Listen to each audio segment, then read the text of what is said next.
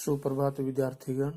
जैसा कि आपने पता है कि लंबे अवधि के दौरान चल रही महामारी को देखते हुए हमने मोबाइल पाठशाला शुरू कर रखी है। तो हम आज हिंदी व्याकरण के बारे में चर्चा करेंगे और उससे संबंधित जो पहला अध्याय है हमारा कक्षा 10वीं का, वो है वाक्य। वाक्य के बारे में आपको आज बताएंगे कि वाक्य यानी कि वाक्य।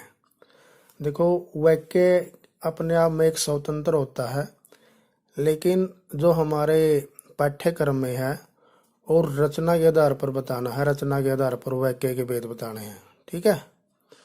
तो जैसा कि वाक्य की परिभाषा देंगे हम कि सार्थक शब्दों का वह व्यवस्थित समूह है जो पूर्ण अर्थ प्रकट करता हो, यानी कि पूर्ण अर्थ देने की शक्ति हो, हम उसे वाक्य कहते हैं। ठीक है। जैसे में एक उदाहरण के माध्यम से सीखते हैं कि मधुरिमा बाजार जाती है। मधुरिमा बाजार जाती है, ये अपने आप में एक वाक्य सार्थक है, पूर्ण अर्थ प्रकट कर रहा है। जैसे बाजार जाती है मधुरिमा। ठीक है। दूसरा वाक्य लेते हम, पक्षी आकाश में उड़ते हैं। ये भी अपने आप में सार्थक है, व्यवस्थित है। लेकिन जब हम अगला वाक्य देखेंगे, गधे के सिर पर सींग होते हैं। ये वाक्य अपने आप में व्याकरण की दृष्टि से सही है, लेकिन इसमें पूर्ण अर्थ देने की सामर्थ्य नहीं है, यानी कि पूर्ण अर्थ देने में ये सक्षम नहीं है।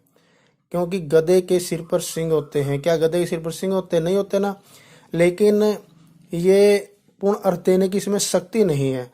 लेकिन हम इसको वाक्य तो कहेंगे, लेकिन निरर्थक वाक्य है। ये व्याकरण की दृष्टि से सही है, जैसे कि पहले कर्ता है, फिर कर्म है, फिर क्रिया है, लेकिन इसमें अर्थ देने की शक्ति नहीं है। ठीक है। हम इसको वाक्य के अंतर्गत नहीं लेंगे। तो हम इसकी विशेषताएं बताएंगे आपको।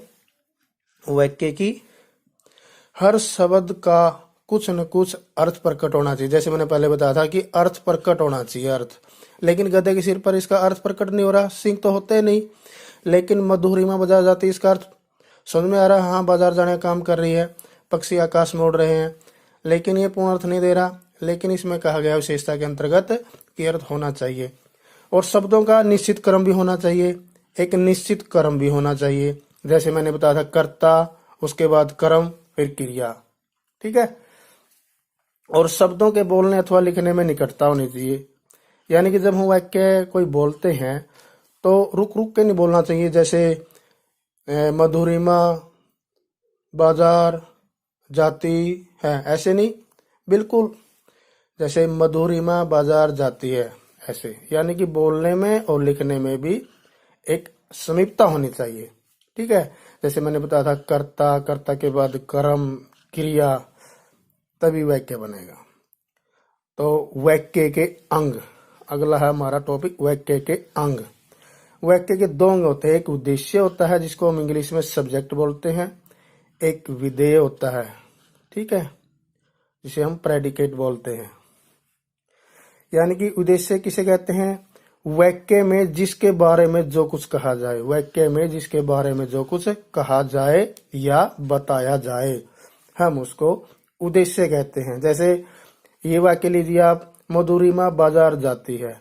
तो बाजार जाने का काम कौन कर रही है? मधुरिमा। तो ये क्या हो गया? मधुरिमा उद्देश्य हो गया। ठीक है। तो विधेय किसे कहते हैं? वाक्य में उद्देश्य के बारे में जो कुछ कहा जाए, उद्देश्य के बारे में। ठीक है। जैसे एग्जाम्पल यहाँ लेते हम, कोयल मधुर गाती है, यानी कि कोयल मधुर गाती है, यानी कि कोयल हो गया उद्देश्य, मधुर गाती है हो गया विधेय। ठीक है। यानी कि उद्देश्य के बारे में क्या कहा गया है? मधुर गाती है। जैसे प्राची, प्राची क्या है? उद्देश्य। विद्यालय जाती है, विद्यालय जाने का काम प्राची करी, प्राची उद्देश्य हो गया। और उद्देश्य के बारे में जो कुछ कहा जाए उसे विधेय कहते हैं। जैसे प्राची क्या काम कर रही है, विद्यालय जाने का काम कर रही है, ठीक है, ये विधेय हो गया यहाँ से यहाँ तक। तारे आसमान में चमक रहे हैं, ठीक है, ये भी तारे आसमान में चमक रहे हैं, ठीक है, ये विधेय।